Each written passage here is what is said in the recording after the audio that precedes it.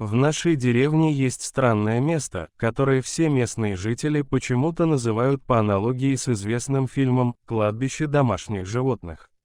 Единственное, что там не хоронят животных. Место находится недалеко от опушки леса, и по дороге нет никаких памятников. Есть только вбитые в землю колья, иногда металлические, иногда деревянные. Когда деревянные колья приходят в негодность и скапливаются, это означает, что прошло достаточно времени, чтобы снова построить здесь могилу. Никто не посещает это место, все его избегают. На могилах не видно ни родственников в черном, ни букетов, ни венков. Никто не зажигает памятных свечей, не приносит яиц и печенье на Пасху. Рядом с этим местом находится больница, довольно большая районная больница. Сюда привозят пациентов со всего района, из всех окрестных деревень и городов. У нас даже есть своя станция скорой помощи и свой род. Да, прямо в задней части роддома находится это место. Окна родильных палат выходят в противоположную сторону, и только окна операционных, подсобных и процедурных кабинетов выходят на кладбище домашних животных. Так что вид безымянных колышков на лужайке не навевает скуки. За окном никогда не знаешь. Не для каждой женщины посещение родильного отделения означает счастье. Бывали случаи мертворождения и выкидышей. Всякое бывает. Бывают и аборты. Откуда все берется в родильном отделении? Но теперь, я думаю, вы догадались, что заколья торчат из земли на поляне у леса. Должно же быть место, куда все это складывать. Они построили большую больницу, но не позаботились о крематории.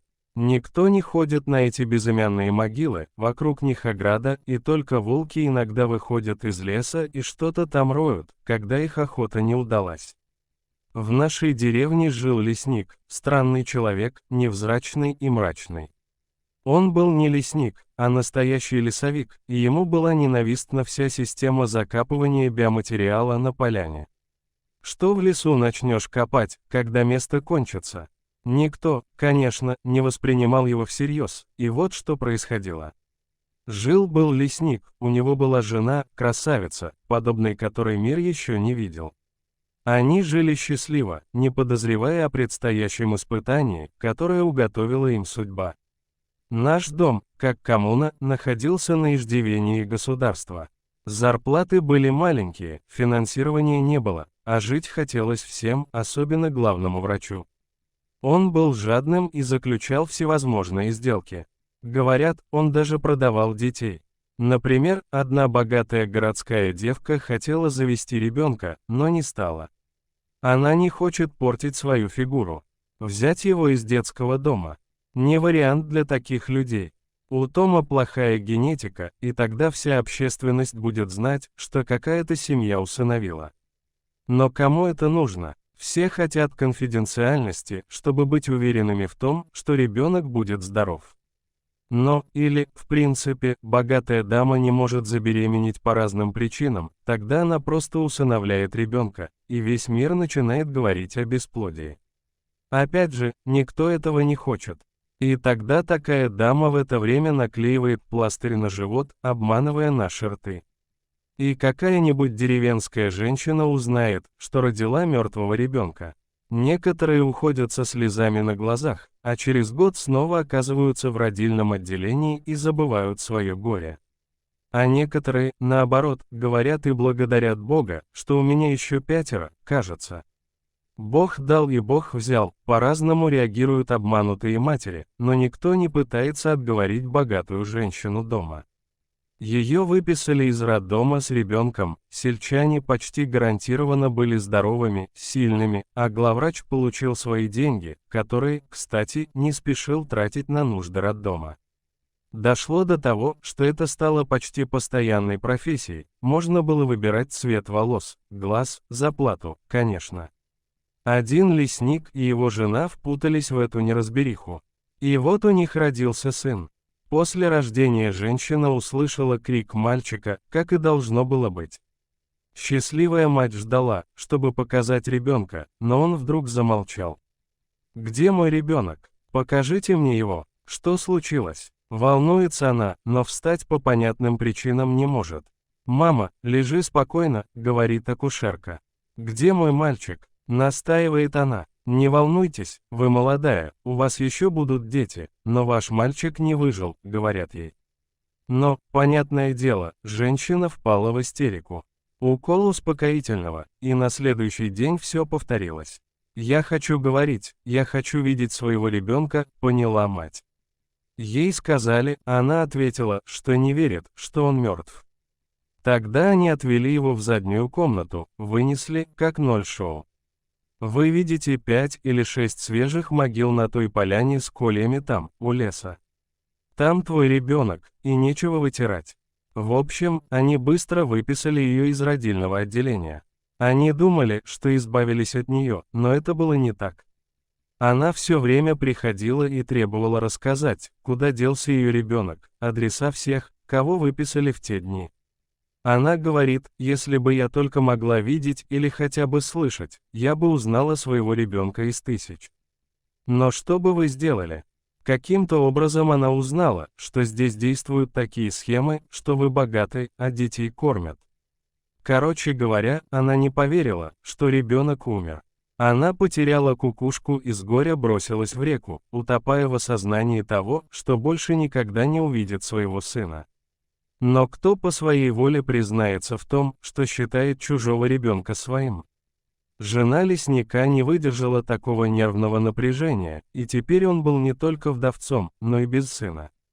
Было счастье, а потом его не стало. Все получилось так сокрушительно, все, что казалось постоянным и вечным, рухнуло в одночасье. «Хватит, рыбка, ты сделала наш лес мрачным и необщительным». Он не смог доказать, что кто-то другой воспитывает его ребенка. Он смог, а ты не присутствовал, что он смог. Однако он начал бороться с этим же кладбищем домашних животных, но и здесь потерпел неудачу. Там все делалось по закону, биоматериал надо было как-то уничтожать. В общем, лесник разозлился и даже начал пить. С тех пор он вообще не общался с людьми. Он предпочитал волков в лесу, которых лечил и кормил. Если бы у нас их было много, то за грибами было бы страшно ходить. С тех пор прошло много лет. Иногда, раз в год, лесник приходил в свою избушку в день, когда должен был родиться его сын. Он приходил к жене на кладбище, а потом на ту поляну. Он стоял там, как тень, смотрел на него, перекрестился, пробормотал что-то вроде «если бы я только знал, в какой могиле он похоронен». Он остановился и пошел прочь. Он пересек эту поляну, прежде чем уйти, и все. До следующего года. После этой перепалки жена лесника на всякий случай уволила его. После него были еще 2 или 3 врача, кто знает, поступили они так же или нет. Но однажды волки нанесли очередной визит на кладбище. Волки вырыли неглубокую яму, и, может быть, у них была какая-то цель, но они вырыли ее и вытащили младенца. Он пищал, волки не смотрели, а мясо было живое. Но здесь даже хищники не смогли противостоять этой тяге к жизни. Они отнесли малыша к порогу лесника. Он был их другом, поэтому у них не было другого выбора, кроме как отнести его к нему. Лесник был немного удивлен, увидев такой подарок на своем крыльце. Он сразу понял, откуда ребенок, по пальцу Беркина. Он хотел было пойти туда, но раздумал. Только земля дала ему то, что забрала у него много лет назад. Так решил лесник. Конечно, он не мог скрыть себя. Он отнес ребенка к своей матери в деревню, и она его выходила. И с этого момента лесник перестал пить. Он очень часто навещал мальчика, называл его так, как они хотели назвать своего сына. Мальчик рос и не подозревал, откуда это взялось. Он считал Весну своим отцом. Хороший мальчик, кстати, вырос. С тех пор он ни разу не был на кладбище домашних животных, только навещал жену на кладбище. И вот настал совсем другой день, когда она совершила свой необдуманный поступок. И лесник часто думал, как была бы счастлива его жена, что волки принесли им такой подарок судьбы. Но этому не суждено было случиться, теперь они были бы счастливы. Как вы думаете, приняла бы жена лесника мальчика, которого подарила им земля?